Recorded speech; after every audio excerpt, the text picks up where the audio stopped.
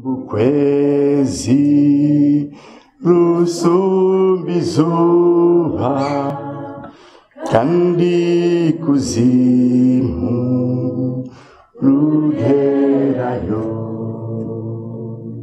rwatumye heza za mw'isi yacu widushya turuhure na cya gihara cy'inzererezi rwatumye sacyakira.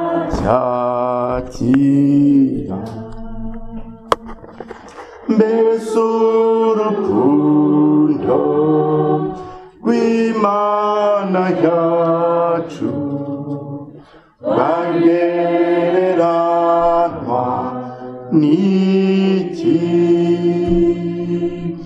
Mw'ijuru ry'isi baruririmbe kugeza iteka ryose. Tugihagaze badushyirireho umurongo uri muri Yohani ibice bitandatu umurongo wa 63 en français bien sûr. Jean 6 63.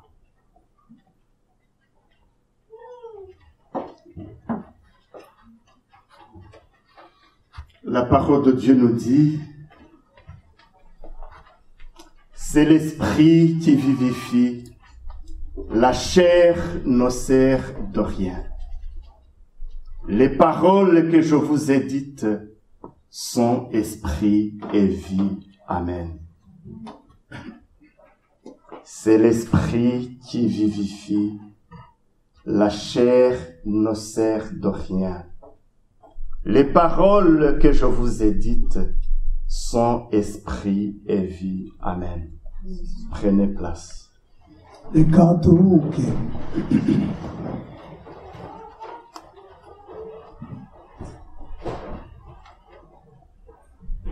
Si j'avais le temps,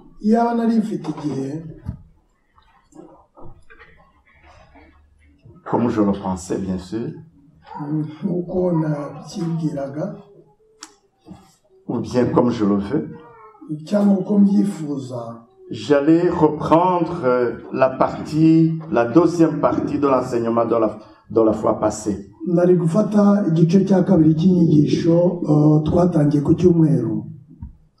Bien sûr que je vais continuer dans la même idée d'enseignement.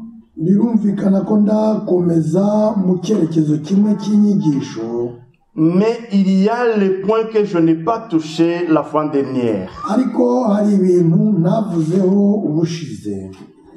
Nous avons vu le thème, la foi de Dieu.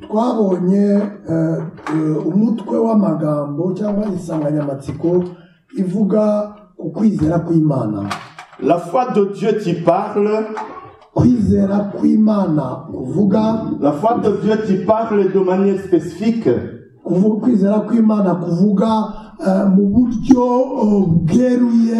La foi de Dieu qui croit. La foi de Dieu qui croit du fond du cœur.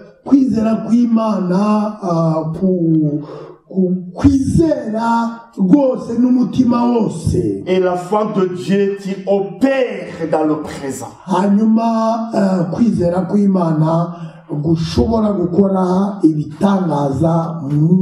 Nous avons beaucoup souligné les deux mondes.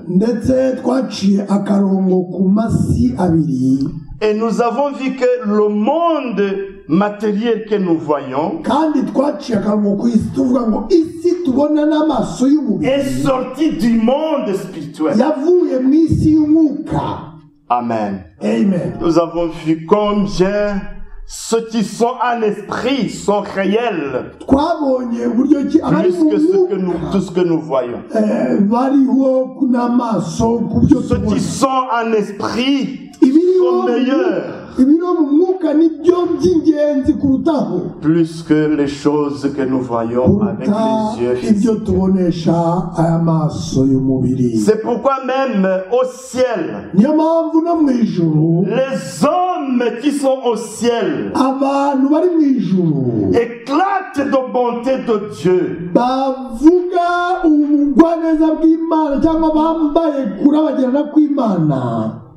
Alors que nous avons encore la pourriture à cause des péchés. Tu ne vas pas dire que tu es meilleur plus que quelqu'un qui est au ciel. C'est pour cette raison que nous combattons pour être au ciel. Alléluia. Amen. Il faut être en esprit plus que dans la chair. Et ces gens qui disent ce que je vous ai dit, son esprit est vie. Alléluia. Amen. Son esprit est vie. Alléluia.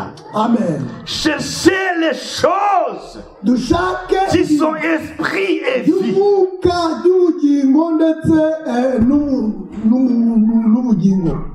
Plus que des choses matérielles. Je n'ai pas eu le temps de vous parler ce qui concerne les deux mondes d'esprit. Et malheureusement que je n'ai pas encore beaucoup de temps pour élargir. Mais je voudrais vous dire, il y a deux mondes spirituels. Il y a le monde spirituel saint et le monde des esprits,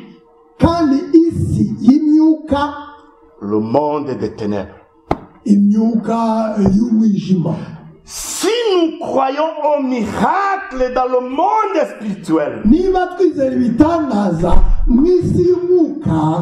le monde des ténèbres des esprits, et aussi font des miracles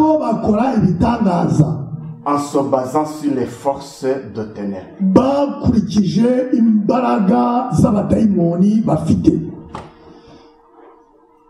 Oui, je le regrette parce que je n'ai pas le temps, je vais encore le répéter.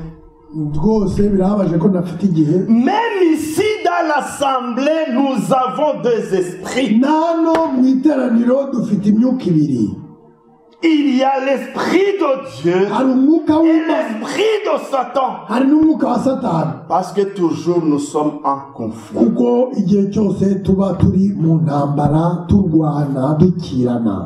Et les esprits que je vous parle, ce ne sont pas les esprits qui tournent autour ou bien dans l'air seulement.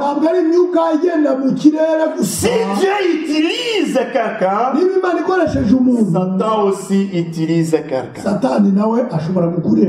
Pas ashobora, il utilise quelqu'un. Il faut comprendre. J'aime le serviteur de Dieu, Paul. Un jour il a dit, quand je vous parle, je ne vous parle pas comme des enfants. Parce que je sais le voyage que nous avons entretenu ensemble. Alors je ne vous parle pas comme des enfants. Je vous parle comme des personnes matures. Dans l'assemblée, il y a deux esprits qui combattent. Si quelqu'un dit non, alors il va me dire que déjà il est au paradis. Ici ce n'est pas dans le paradis. Nous combattons encore. Nous sommes toujours au front. il y a l'Esprit de Dieu hari umwuka w'Imana qui a gagné le combat watsinze urugamba, et il y a le diable hari na Satani qui ne cesse point d'attaquer le projet de Dieu. utajya yihangana, utajya uruha, uhora arwanya abana b'Imana. C'est pourquoi Niyo mpamvu s'il y a des personnes où est un esprit de Dieu, il y a aussi les personnes où est dans les esprits. hari n'abandi basizwe amavuta y'imyuka mibi Appelés pour combattre la volonté de Dieu. bahari kugira ngo barwanye ubushake bw'Imana, Et les autres appelés pour combattre pour la vérité. hari n'abandi bahari kugira ngo bamaranire ukuri, barwanire ukuri. Parce que depuis la création, kuva isi yaremwa il y a la vérité et le mensonge. hari ukuri n'ikinyoma. C'est toujours comme ça. Nuko bigendana, Mais vous savez que la vérité a gagné. ariko murabizi ko ukuri kwatsinze. Alléluia. Amen.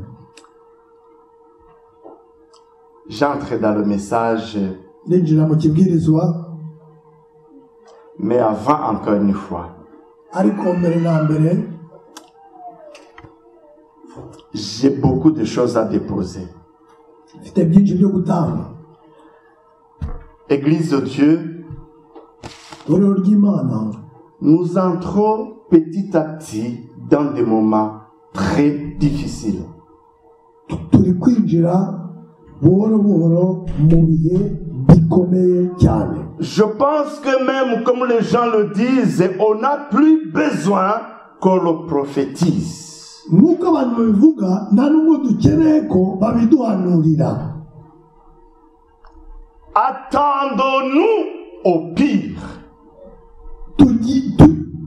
Dutegereje ibibi.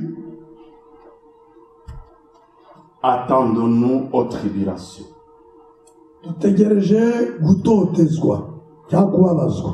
Beaucoup de prophètes, beaucoup des enseignants Abantu nous parlent, nous préparent. abigisha Et le ciel nous prépare jour au jour. baradutegura, n'ijuru rikadutegura. Et moi aussi je le confirme. Nanjye ndabyemeza. Préparez-vous à entrer dans des moments difficiles. Tegure kwinjira mu bihe bikomeye.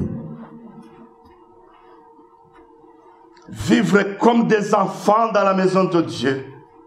Abandonner cette vie. Kuba nk'abana batoya mu nzu y'Imana, ubwo buzima Nous allons vivre le christianisme individuel. turinjira mu bukristo bw'umuntu ku giti Nous cye. allons entrer dans la période. Tugiye kwinjira mu gice C'est face à face à toi avec le Seigneur. ni wowe n'Imana. Oui, tu vas dire, pasteur, priez pour moi. Wavuga ngo pasiteri nsengera, Je prierai pour toi. nzagusengera, Mais je ne combattrai pas pour toi. ariko sinzakurwanirira. Tu prieras pour moi, je le sais. Uzansengera ndabizi, Mais tu ne combattras pas pour moi. ariko ntabwo C'est uzandwanirira. moi qui sera au front de bataille. Ni njyewe uzibera ku rugamba.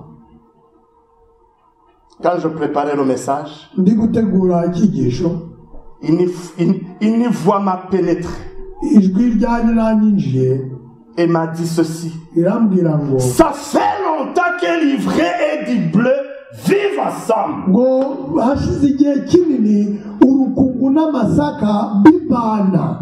Ça fait des années que l'ivraie et du blé croissent ensemble. Imyaka myinshi urukungu n'amasaka bikurana. Et je me suis posé la question. Ndibaza, Est-ce qu'il faut que je prêche ce message? ese nigisha icyo cyigisho? Je dis, non, je vais traverser. Ndavuga ngo no, ndagitambuka. Parce que ce n'est pas du nouveau, kuko atari ibya none, mais il est grand temps que le maître donne les ordres ariko birakwiriye kugira ngo umwami atange amabwiriza pour moissonner. kugira ngo isarura ribeho. Alléluia. Amen.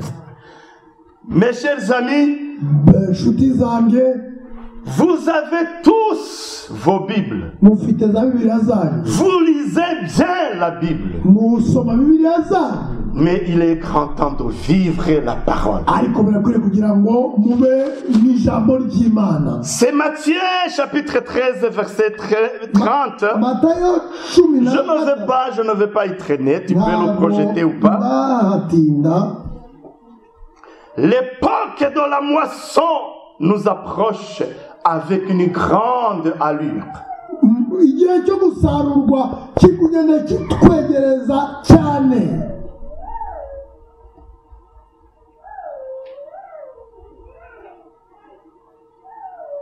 Tu sais de quel camp tu te retrouves. Nawe uzi igicuherereyemo.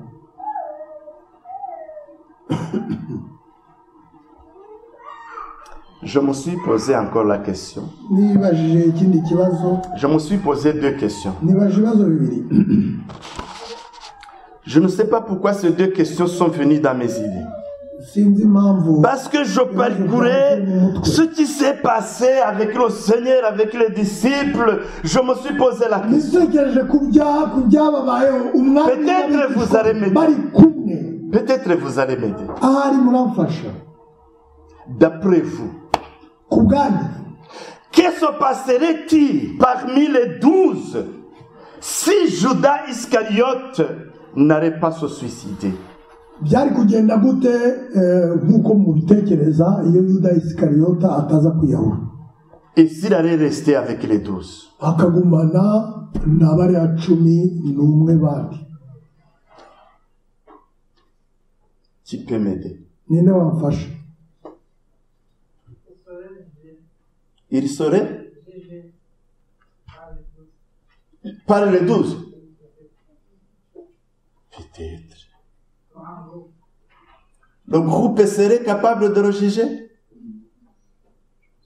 Est-ce que le groupe serait capable? Je me suis posé la question. Merci de m'aider.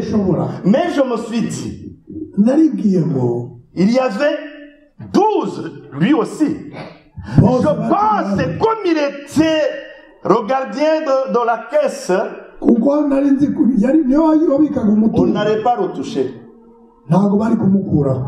Les autres allaient dire, c'est le Seigneur lui-même qui l'a choisi. Et directement, les conflits allaient commencer dans les... Mais je me suis dit, Seigneur, je n'ai pas de réponse. Mais j'ai cette question au fond de moi-même. Mais comme Dieu connaît nos faiblesses, il veille sur son œuvre.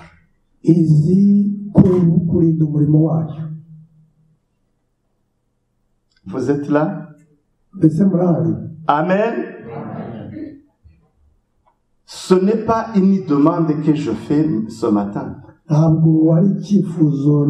C'est une affirmation. Dieu veille sur son œuvre. Une autre question. Peut-être vous allez m'accompagner. Les disciples commencent l'œuvre. Et directement, le premier danger qu'ils trouvent face à face, heureusement qu'ils étaient remplis du Saint-Esprit. C'est Ananias et Saphira. À la maison, ils préparent le discours. Comment ils vont mentir?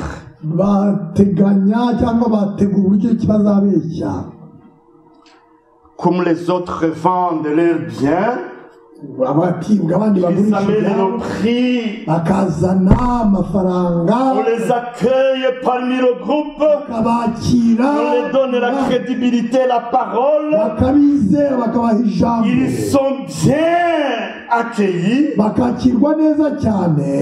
pour gagner cette place, natwe kugira ngo tubone uwo nous mwanya devons faire quelque chose. twagombye kugira icyo dukora Mais ne soyez pas ignorants. ariko ntituba Pour nous, nous ne ferons pas comme les autres. ntabwo twebwe tuzamera Nous nk'abandi allons utiliser notre intelligence. twebwe tuzakoresha ubwenge Nous allons vendre le champ. twebwe tuzagurisha Une umurima partie, nous allons rester avec une partie à la hanyuma maison. dukureho ibiguzi Et nous bimwe tubiri présenter une autre partie aux disciples. dufate ibindi biguzi tubyerekane Pour les montrer combien nous sommes intelligents. kugira ngo tubereke ko natwe turi abanyabwenge Actes des Apôtres, chapitre 5. byakozwe no mu bice bitanu C'est Ananias qui se présente devant Pierre. ananiya aza imbere ya petero Serviteur de Dieu. aravuga ngo mukozi w'imana Reçois le prix. ngo fata ku biguzi twagurishije uriya ibintu byacu Et c'est Pierre qui dit, hanyuma petero aramubwira ngo Ananias, ananiya toi tu me vois comme Pierre, urambona nka petero mais j'ai l'Esprit de Dieu en moi. ariko mfite umwuka w'imana Et ce n'est pas en moi que tu mens. ntabwo ari njyewe ubeshya Tu mens à uri Dieu. kubeshya imana Et la parole de Dieu nous dit, ijambo ryaratubwira ngo Ananias tomba ananiya yikubita hasi devant les pieds du serviteur. agwa ku birenge by'umukozi w'imana Et la Bible nous dit, hanyuma biratubwira ngo un groupe de gens directs, il prend le corps d'Ananias volontairement. abasore barahaguruka baramukubira bamujyana kumuhamba Dans les 3 heures, ils ont terminé d'enterrer mu masaha atatu Ananias. bamaze kumushyingura C'est Saphira qui se présenta devant le même serviteur. umugore we safira araza Vraiment, Saphira. noneho baramubaza bati Puis-je te poser une question? nshobora kukubaza ikibazo Est-ce que réellement c'est ce prix que vous avez vendu votre champ? hano dufite amafaranga n'ibyo biguzi Serviteur de Dieu, on n'a rien resté à la maison. aravuga ati mukozi w'imana nta kindi kintu twabitse mu rugo nayo nayo Vous savez, murazi sans tarder, je vais vous dire quelque chose. ndatinze ndavuga ikintu Dieu voit tout. imana ireba byose Y compris tout ce que nous gardons en secret. n'ibyo tugerageza guhisha nk'ibanga Vous avez de secrets, je sais, mufite amabanga mais Job chapitre 34 verset 21 nous dit, ariko yobu 34:21 hatubwira ngo iki car Dieu voit la conduite de tous. kuko imana ireba imyitwarire ya buri wese Il a le regard sur les pas de chacun. imana irebesha ijisho ryayo kuri buri Il wese n'y a ni ténèbres ni ombre de la mort. Où puisse se cacher nta kintu ceux qui commettent ushobora l'iniquité. kwihisha mu maso y'imana ngo ubike igicumuro cyawe Dieu n'a pas besoin d'observer longtemps.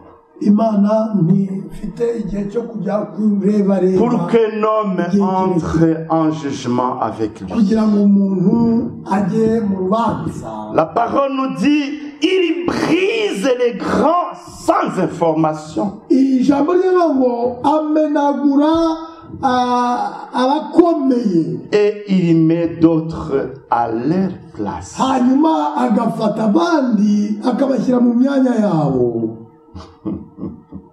Car il connaît leurs œuvres. kuko azi imigenzereze yabo Il les renverse de nuit et ils sont écrasés. ndetse ngo abakuraho mu gicuku cyangwa nijoro akabakandagira Anania et Saphir. ananiya na safira Tu peux me dire ce que ça veut dire Anania? ninde wasobanurira ijambo ananiya icyo ushatse kuvuga Anania. ananiya bivuga iki Anania veut dire grâce de Dieu. Ananiya bivuga imbabazi cyangwa impuhwe z'Imana. Et saphir veut dire beauté. Safira ishaka kuvuga ubwiza. Imaginez-vous la grâce de Dieu et la beauté ensemble. Ubwiza bw'Imana. Mais malheureusement, ils étaient aveugles. N'ubuntu bwayo byose biri hamwe, ariko ikibazo nuko bombi babaye impumyi. La grâce et la beauté n'auraient servi de rien. Ubuntu n'ubwiza bw'Imana nta kintu bwabamariye. Deuxième chose, je passe très vite. Icya kabiri nihute. La cupidité va faire mourir beaucoup de choses, beaucoup de personnes. La cupidité et l'amour de l'argent. Ah oui. Gukunda imiya nabyo birimbuje benshi. À partir de la cupidité, derrière, il y a l'orgueil. Kuko iyo habaye gukunda imiya, nyuma yaho habaho no kwiyemera no kwibona. J'ai la force parce que j'ai de l'argent. Je peux dire, je peux parler et faire taire les autres. Mais la Bible dit, c'est l'apôtre Paul qui dit, en 1 Timothée chapitre 6 verset 10, il dit, car l'amour de l'argent est une racine de tous les maux. Et quelques-uns, en état possédé, se sont égalés loin de la foi, loin de la foi, et se sont jetés eux-mêmes, dans le bien de tout le monde. C'est eux-mêmes qui se jetaient dans le trou de tout le monde. Troisième point. Quand nous mentons aux serviteurs de Dieu, quand nous mentons, surtout aux serviteurs de Dieu, je vous le dis. Même si mentir à ton frère, c'est un péché. Mais mentir à un serviteur de Dieu, tu te mets devant le jugement. Si vous ne le saviez pas. Quand tu mens à un serviteur de Dieu, tu ne seras pas pardonné sans que tu ailles confesser toujours devant le serviteur de Dieu. Si vous ne le saviez pas. Ce n'est pas parce que j'ai besoin que vous veniez chez moi. C'est parce que j'ai besoin de vous dire la vérité. Des fois, beaucoup de personnes entre nous, ils sont esclaves. Ils ne voient même pas les portes s'ouvrir parce qu'ils vivent des vies de cache-cache devant leur pasteur. Votre pasteur vous est donné pour que les portes s'ouvrent. Et quand vous mentez vos pasteurs, votre leader, vous fermez les portes de bénédiction. Et un jour, on posa une question à une dame. C'est ce que j'ai appris il y a quelques jours. Est-ce que vraiment tu as pardonné? Parce que cette femme disait, j'ai pardonné, j'ai pardonné. Mais quelqu'un vraiment regarde la dame et dit, est-ce que vraiment... Et la femme dit, oui, j'ai pardonné. Parce que dans la Bible, il est écrit, si tu pardonnes quelqu'un, tu le mets en feu. Ah, donc tu as pardonné pour le mettre ah, j'ai attendu cela et j'ai dit, ah oui, oui, oui. Ok. Progressons encore. Pourquoi beaucoup de personnes restent dans des problèmes kuki abantu benshi batinze mu bibazo? Ils vivent dans le mensonge. Nuko baba mu byaha byo kubeshya. La vie ancrée dans le mensonge Ubuzima bushingiye ku kinyoma ferme les portes de bénédiction. bufunga imiryango y'imigisha. Alors à vous de choisir. Si vous voulez que les portes s'ouvrent, tournez la page. Évitez les vies de mensonges.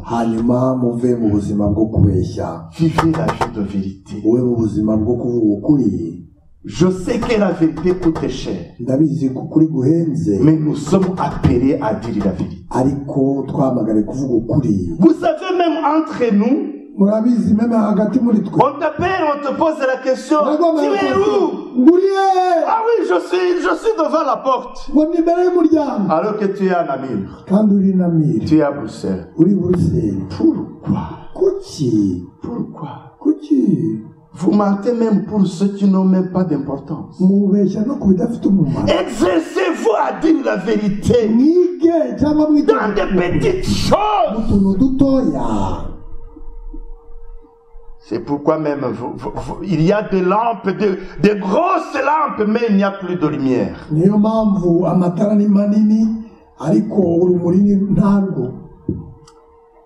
Anania et Saphir, je voudrais encore leur dire ceci.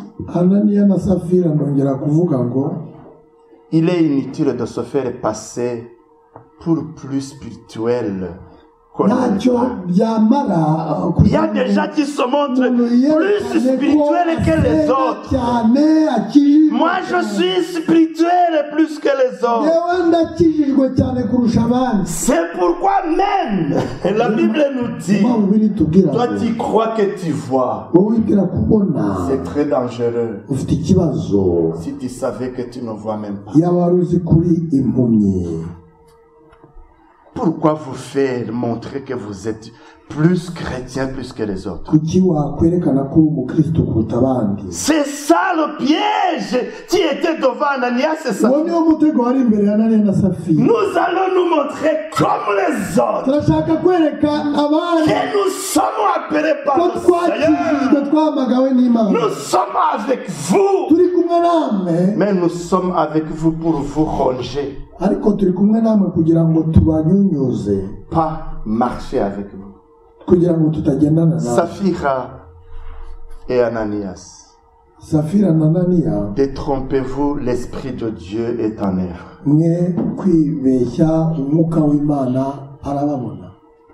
Le dernier point pour attaquer le message du jour.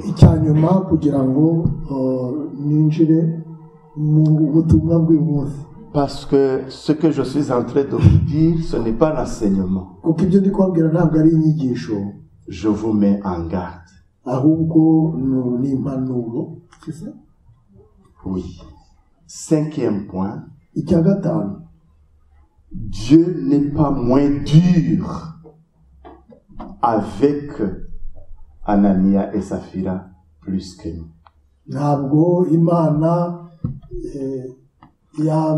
N'est pas moins dur avec nous qu'il a été avec Anania et Saphira. Ce qu'il a fait pour Anania et Saphira, il va le faire. Ah oui, il t'a laissé passer une année dans cette vie, il t'a laissé vivre la même chose de 5 ans et 10 ans, mais cela ne veut pas dire que notre Dieu est devenu faible. C'est le temps de grâce qu'il t'a accordé.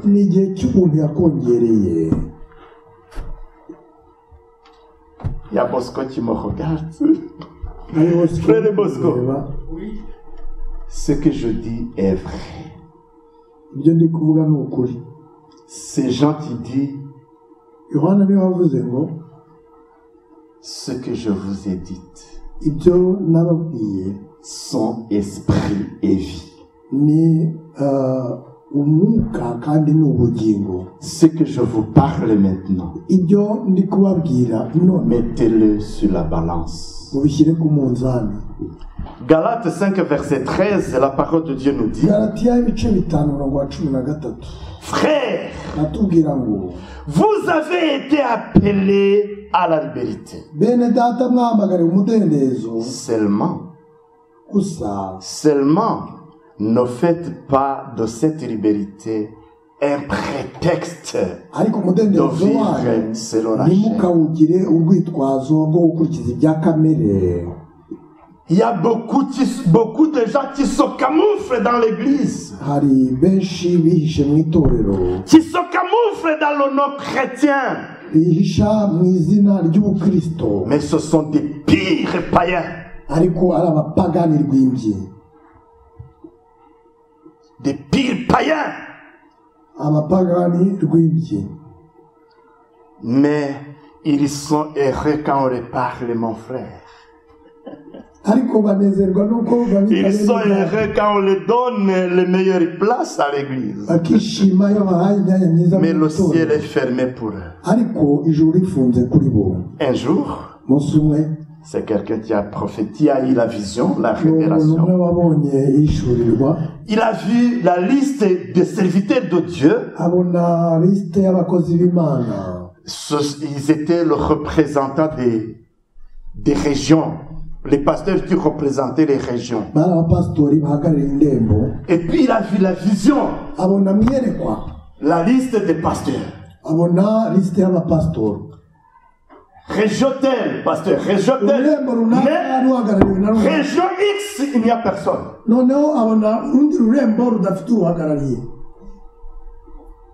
Il y a ceux qui ont des privilèges en esprit. Et la personne posa la question. Seigneur, mais pour cette région, il y a un pasteur. Mais pourquoi je ne vois pas le nom? Et le ciel lui recommanda la personne. Mais on sait très bien qu'il y a une personne telle. Mais au ciel, on ne connaît pas cette personne. Allez demander à cette personne. Je t'envoie toi. Allez demander à cette personne. Toi, tu te dis que tu me sers. D'où est-ce que tu es passé? À qui tu sers réellement? Ça n'a pas étonné parce que une personne est mature pour donner la prophétie à une autre personne. Il faut passer devant le pasteur et lui partager ce que le Seigneur t'a donné et t'a recommandé de faire. Avant de donner le message à n'importe qui, si tu as reçu le message et si tu es réellement mature, tu dois passer devant le pasteur. Et puis le pasteur écouta le message et dit, oui, je comprends cette fois-ci. Quand nous sommes dans des réunions, c'est là où le Messie dit, nous arrivons cette fois-ci là où nous devons enlever les chemises.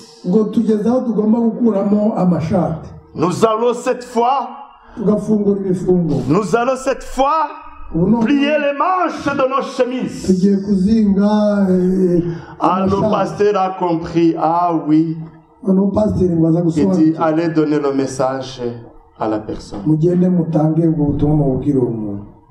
Chacun reçoit sa part. Que Dieu soit loué. Je vais essayer. Les 15 minutes qui me restent. Vous savez, nous allons entrer dans la période où chacun doit vivre sa vie spirituelle.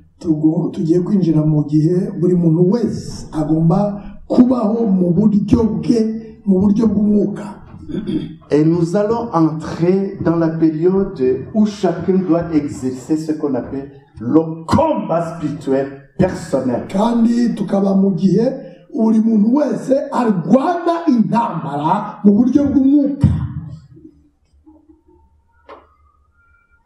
est-ce que je suis prêt? ndetse nditeguye. Est-ce que tu es prêt? Ese wowe uri tayari? Je me suis posé la question encore. Nibajije ikibazo. Ce qui m'aide souvent, c'est de poser les questions et chercher des réponses. Ikimfasha ni kwibaza ibibazo. Dans cette période, je vais crier vers le Seigneur. Muri ibi bihe nzatakambira Uwiteka. Mais quand est-ce que mes cris vont directement mbese ntibyari noneho kwagutaka kwanjye kwagutabaza kuzazamuka kugera mu ijuru? Quelles sont les conditions pour que ma prière monte directement, pour que mes cris montent directement vers le ciel? Mbese ni izihe ngamba nafata kugira ngo niba nsenze amasengesho yanjye atumagira azamuka ajye mu ijuru? Je sais que nous allons crier. Ndabizi ko tuzatakambira Imana, mais ariko si de quel cri?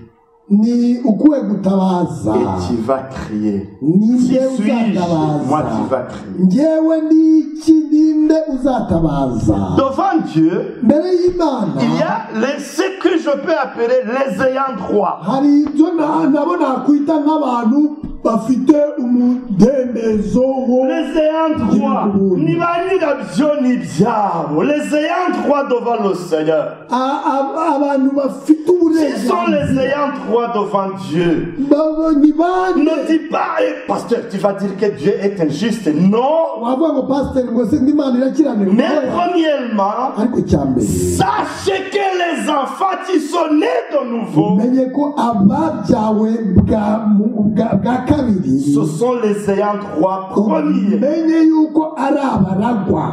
Ce sont les enfants. La Bible nous dit, ce sont les princes. Ni abami. Tu me dirais qu'un prince va crier et que le roi va sauter. Ninde wambwira ko umwana w'umwami yataka ise ntamwumve? Qui? Ninde? Personne. Nta n'umwe. Si vous êtes des princes, des niba muri princesses, ibikomangoma, vos cris vont monter. utaka kwanyu kuzazamuka. Mais cela ne suffit pas. ariko ibyo Tu ntibihagije. es prince parce que tu es né de nouveau. uri igikomangoma kuba byawe bwa kabiri. Vous me suivez dans le langage. muri kumurikira. Mais il faut que tu restes dans la famille ariko ugomba kuguma mu muryango. et que tu respectes la loi du palais. hanyuma ukubahiriza amategeko iyo Est-ce que vous obéissez mbese mwebwe mwubahiriza amategeko les lois du royaume? yo mu bwami bw'Imana? Pour les gens qui vivent sous les lois du royaume, ku bantu rero babaho bakurikiza amategeko yo mu bwami, ces gens vont crier abo bazataka et le ciel va intervenir. hanyuma ijuru ribumve kandi risubize. Alléluia. Amen. Alléluia. Amen. Sauvé de nouveau. Donc, né de nouveau. Sauvé. kubyarwa bwa kabiri, kuvuka bundi bushya. Demeurez dans la maison, au palais. ukaguma mu nzu, ukabara umwana wo mu rugo mu bwami. Il y a des vagabonds. hari inzererezi Naître au palais bazavukiye mu bwami et sortir du palais et vivre dans la rue, ariko bagasohoka bakajya kuba mu muhanda. cela ne t'autorise pas, ibyo rero ntabwo ne te donne pas les avantages du palais. kuragwa cyangwa se kugira mu. La troisième chose ya gatatu à retenir, s'il vous plaît. mwari mukwiriye gufata. Tu es né de nouveau. Tu es un prince, une princesse. Tu es dans la maison. Tu es tout près du roi. Tu es toujours dans la joie de vivre la présence de Dieu. La troisième chose, il faut obéir la loi. Les lois du royaume sans contrainte. Sans contrainte. Tu les respectes. Mais beaucoup de gens aujourd'hui, ils grincent des dents. Même aller à l'église, je ne veux pas. Mais faire ce que le pasteur m'appelle, je ne fais pas. ibyo pastor ampamagara ambwira si Quand il nous appelle, ça me fait mal. yaduhamagara si birambabaza. Tu vas récolter ce que tu sèmes. Uzasarura icyo wabibye. Moi aussi, je vais récolter ce que je sème. Nanjye nzasarura icyo nabibye. Ça fait des années que les vrais croient ensemble Hashize imyaka avec le blé. urukungu rukurana n'amasaka. Né de nouveau, demeureux dans la loi et obéissant à la loi, vous allez prier et le ciel va intervenir. Kandi no kuba mu mategeko y'umwami izatuma twumva mu gihugu cyo mu ijuru. Nous allons, je vous donne le modèle de prière. Premier modèle de prière. Igishushanyo mbonera cyo gusenga. La parole de Dieu nous parle en Genèse 32, versets 24 à 28. Ça nous donne l'histoire de Jacob qui a passé toute la nuit en luttant avec l'ange. Je ne vais pas entrer dans les détails, mais cet ange que la Bible nous parle, c'est Jésus lui-même avant l'incarnation. Pourquoi on dit avec assurance que c'était Jésus? Un ange qui change le nom de quelqu'un, un ange qui donne l'histoire de toute l'humanité sur le nom de Jacob. Ce n'est pas un ange envoyé d'une façon simple, mais c'est l'ange Dieu. Et c'est deuxième personne de la Trinité, c'est Jésus. La Bible nous dit, toute la nuit, il y a le combat avec, avec l'ange. Vers la fin, l'ange n'a pas gagné. Il dit, l'aurore est déjà là. Mais je dois partir. Et la Bible nous dit que l'ange a touché sur l'honneur. Et Jacob s'est mis, il tombe.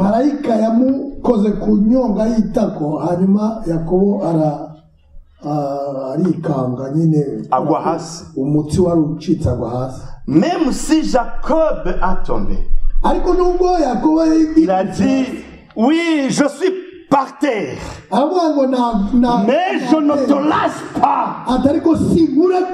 Que tu me bénisses. Alléluia. Amen. Ce que vous devriez faire maintenant, cette fois-ci, c'est ne pas lâcher. C'est ce qu'on appelle l'importunité.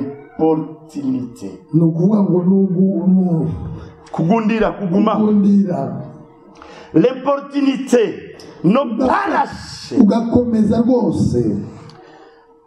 C'est combattre pour avoir la victoire. C'est combattre violemment et même imposer les conditions. C'est ce que Jacob a dit. Si tu veux partir, bénis-moi d'abord. Je sais que tu veux partir. Bénis-moi alors. Alors l'ange dit, il est devant un dilemme. Donc je dois bénir pour que je parte. Si je ne bénis pas, je reste ici jusqu'au matin. Et que faire alors? Que faire? Il dit, je ne peux pas bénir Jacob. Un menteur. umubeshyi. Et c'est pourquoi il y a maintenant Niyo la mpamvu discussion entre l'ange et Jacob. bagiranye Qui ikiganiro. es-tu d'abord? Urinde kugira ngo uhe Je umugisha. suis Jacob, tu le sais. Aramubwira ati ndi Yakobo urabizi. Mais cette fois-ci, Ariko noneho comme tu acceptes que tu es le menteur, ubwo wemeye ko uri umunyabinyoma, uko uri umubeshyi, maintenant je change ton nom ndaguhindurira pour que je te bénisse, kugira ngo mbone uko tout uha en sachant umugisha, à qui je dois bénir. kugira ngo menye uwo mpaye umugisha. Jacob devient prince de Dieu. Hanyuma Yakobo aba igikomangoma cy'Imana. Amen. Amen. C'est pourquoi il a eu le nom Israël. Niyo mpamvu yamwise Isirayeli. Alléluia. Amen. Israël, ça veut dire Isirayeli bishatse kuvuga iki? prince de Dieu. Igikomangoma cy'Imana.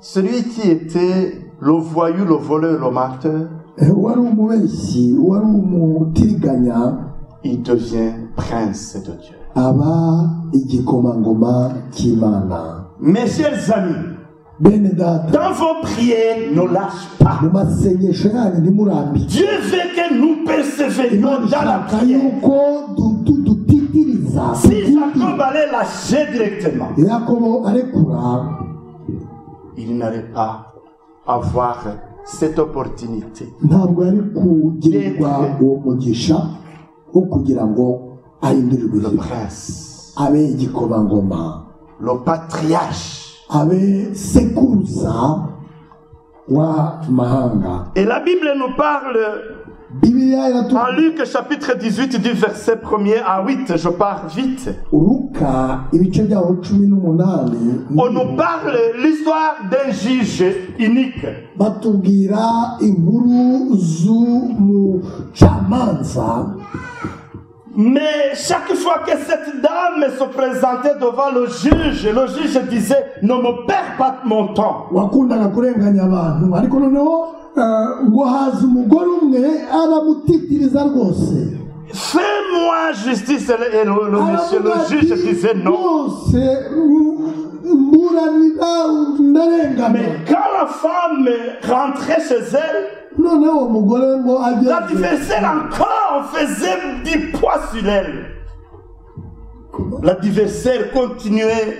uwo baburanaga yakomeje kumurenganya akamurushya cyane. Et le matin encore, la femme se présentait devant le juge. Fais-moi justice, Umugore monsieur. ntarambirwe, ejo akabyuka, ejo bundi buri agasubira kuwo mucamanza. Et la Bible nous dit, c'est Jésus qui parle. Bibiliya iravuga ngo Yesu aravuga ngo, C'est vrai que le juge n'allait pas refaire de bon gré. ni ukuvuga ngo uwo mucamanza ntiyari kubikorana umutima mwiza mu bisanzwe. Mais comme la femme se présentait chaque jour, Ariko kuko uwo mugore yahoraga amubuza le amahoro, juge a dit, umucamanza aravuga cette ngo, femme qui me perturbe tout le temps, umugore ukomeza kuntitiriza, je suis le seul capable, bien sûr, à résoudre le problème. yewe wo gukemura ikibazo cye. Même si je ne le fais pas de bon cœur, je le fais. Nubwo ntabikorana umutima mwiza, ariko nkwiriye kubikora. Et la Bible nous dit, c'est Jésus qui parle. Bibiliya iratubwira, Yesu aravuga ngo, Mais Dieu le fera pour ses élus. ariko Alléluia. Imana yo ntizabura kubikora Alléluia. intore Si zayo. ces élus continuent dans la prière, Niba intore zayo si ces zizakomeza élus continuent à kuyigumana, persévérer dans la prière, zigakomeza si gusenga, ces élus continuent à intore intercéder, le zigatitiriza, Seigneur ne tardera pas. zigasenga, umwami ntazatinda kuzisubiza. Amen. Amen. Église de Dieu, Torero ry'Imana, j'aimerais vous dire, nshaka kubabwira, et je vous dis avec toute vérité, babwiza ukuri, il y a beaucoup de personnes qui n'ont pas eu de réponses hari abantu benshi batabonye ibisubizo parce qu'ils ne veulent pas insister. kuko batatitirije. Insister. Mutitirize, C'est Jésus qui le dit. ni Yesu wabivuze. C'est ce qu'on appelle l'importunité. Nibyo bita Insister encore. kutitiriza. Je me rappelle, Ndibutse l'histoire qui est dans la Bible, c'est 1 Roi 18, verset Verset 42-43. Je pense que c'est Élie qui est au sommet de Carmel. Il dit à son serviteur, allez vers l'Orient et voir s'il y a des nuées. Et la Bible nous dit, c'est Élie qui a dit au roi, monte pour manger et boire. Moi je monte pour prier et demander à ce que le ciel donne la pluie. Il a prié et son serviteur est venu. Il dit, je ne vois rien. Rien, le ciel ne donne rien. Il dit, attention ce que je te demande.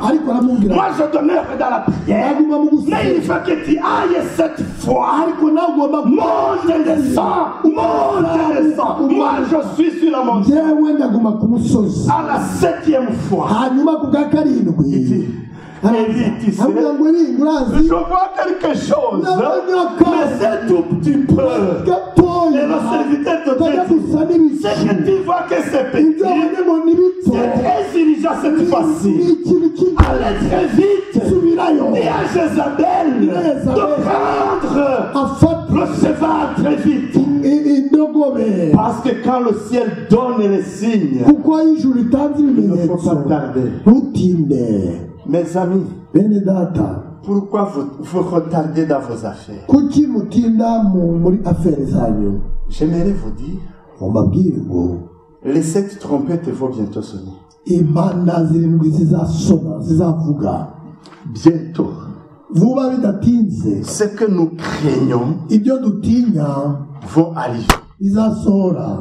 Mais malheur aux personnes qui seront comme des personnes vides. Mais heureusement que le Saint-Esprit est avec nous.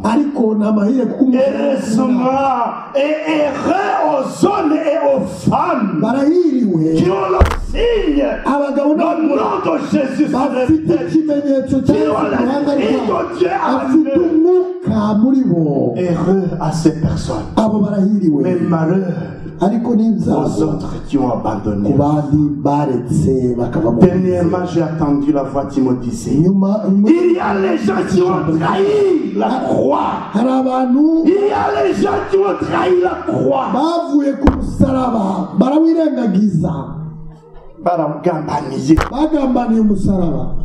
Tu es sauvé parce que le Seigneur est allé sur la croix pour toi.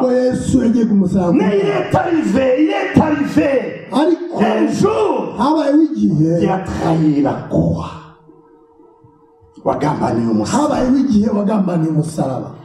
Alors que c'est la croix qui te sauve. Mes amis, ça c'est la première chose à faire. Vous avez compris. Bientôt nous allons crier. Mais heureusement,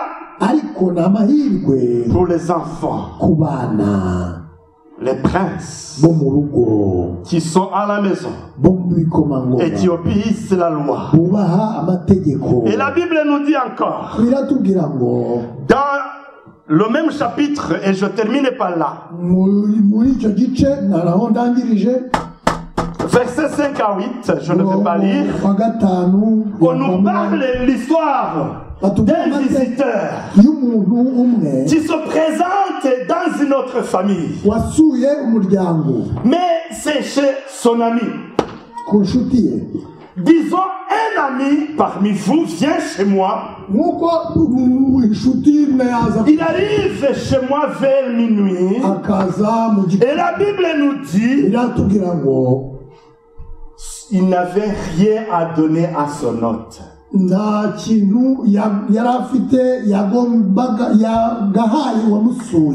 son visiteur, il savait qu'il a parcouru beaucoup de kilomètres.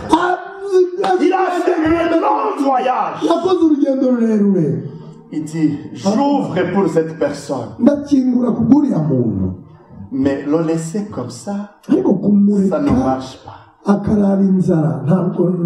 Il dit, j'ai un ami. ariko aravuga ati mfite Je vais chez mon ami, ndajya kuri mugenzi même wawe si le temps passe. nubwo igihe kikuze Je le dis et je mets la parenthèse. ndabivuga mbishyire mu dukuru Normalement, ici en Europe, on ne téléphone pas après 23 heures. hano nyuma ya saa tanu Vous dérangez les gens. kuko bimera nko kubadera Normalement, à partir de 23 heures, bimeze yani burayi mais chez nous, chez les Africains, on continue à faire des bêtises.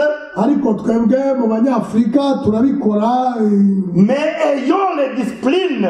tugomba kugira On ne téléphone pas après 22 heures. ntabwo On ne téléphone pas après 23 heures. saa tanu On z'ijoro n'envoie pas les messages après 1 heure du matin. ntabwo twohereza mesaje Mais comme nous sommes les Africains, on tolère saa ça. saba z'ijoro ariko turi abanyafurika turabyihangana C'est pourquoi le Messie s'est dit, niyo mpamvu même s'il fait tard, nubwo bwije comme si c'est mon ami, akora inshuti yanjye uriya muntu il peut supporter ce que je demande. ashobora kwihanganira icyo Je ndakora vais chez lui. agiwe Qu'est-ce que je vais faire? ndakora iki Je vais toquer. arakomanga Il va attendre.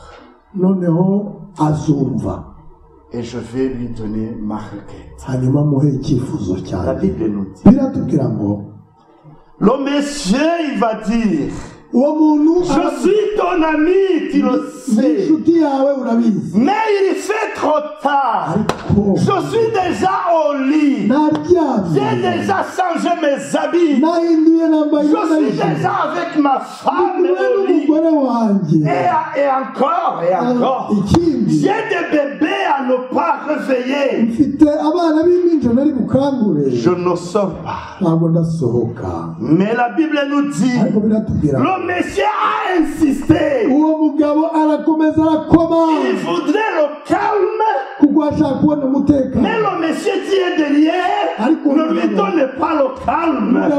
Il dit encore, je ne parle pas. Si tu ne me donnes pas le pain pour mon visiteur. kugira ngo njye kwakira umushyitsi Et la Bible dit, biratubwira ngo vous allez lire chez vous. Les textes, je vous ai donné les références. nabahaye umurongo Même si le monsieur ne se réveille pas, nubwo umugabo atakwiriye parce qu'il veut le faire, kuko yagomba à cause de l'importunité de ariko cette personne, kubera ko uwo muntu yamutitirije il va le faire. azabikora Alléluia. amen C'est pourquoi Jésus dit, niyo mpamvu yesu avuga ngo mes chers amis, bene data mes enfants, bana banjye demandez, musabe au-delà de demander, musabe il y a aussi demander. hari gusaba Demandez encore. no gusaba no Quand il y a gusaba demandé, il y a frappé.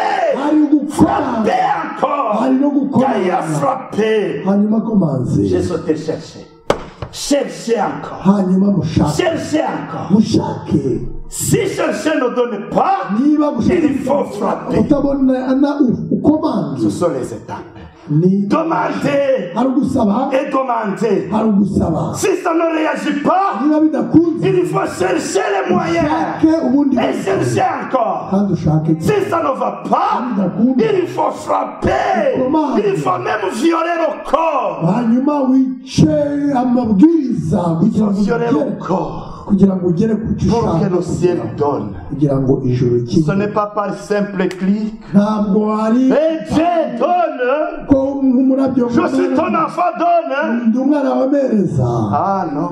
oya Il faut montrer l'importance de ugomba ce que tu fais. kwerekana akamaro Et encore, kandi le secret à vous donner est pour terminer. ibanga ndabandanye Je sais que je ne serai pas toujours... le secret est ceci. ibanga riri Des fois, le ciel ferme hari igihe ijuru rifunga pour que tu saches kugira ngo umenye que si le ciel n'ouvre pas, niba ijuru ridafunguye tu ne peux rien recevoir. ntacyo nabona Alors, jusqu'à ce que tu saches que c'est le ciel peut ouvrir, kugeza aho wumviye umenye ko ari uko ijuru rigomba gufunguka. Si tu saches maintenant, si tu comprends que c'est le ciel qui doit ouvrir, ko ari ijuru rigomba gufunguka, alors tu tournes ton regard vers le ciel. hanyuma amaso Et agatubwira qu'est-ce que tu vas faire? hanyuma ugakora iki? Tu demandes, tu uzasaba, demandes, uzasaba, tu demandes, usabe, tu cherches, usabe, tu cherches, ushake, et puis tu frappes, et puis tu frappes, et puis le monsieur il va dire, hanyuma umuntu azavuga ngo oui, cette personne, uyu muntu il a vraiment montré yanyeretse ko qu'il a besoin de moi. ashaka, Et moi aussi je vais nanjye lui donner ce qu'il demande. ngomba kumuha icyo ari gusaba. Et d'ailleurs, kandi quand il va se réveiller, nakanguka il ne va pas te donner les 3 pains. Je n'ai pas donné les explications pour les 3 pains. ntabwo ndatanga ubusobanuro. Peut-être j'aurai le temps. Pourquoi il a demandé 3? cyasabye itatu, Est-ce que 2 ne suffisaient pas? imwe yari yagize, S'il n'avait rien à la maison, niba ntacyo yari afite, il n'allait pas croiser les mains et dire mange, je te regarde. ntabwo ari kuvuga ngo Dans la discipline, dans la discipline, ce que tu ne manges pas, tu ne le donnes pas aux autres. ntabwo wagiha abandi. Si tu veux montrer que tu partages avec quelqu'un, tu manges en même temps avec ugomba quelqu'un. gusangira, Et quand tu manges avec quelqu'un, vous partagez la communion, vous partagez les pensées, vous partagez le bonheur, vous partagez la joie. C'est pourquoi il n'a pas demandé 1. C'est pourquoi il n'a pas demandé 2. Il a demandé 3. ahubwo asabye itatu.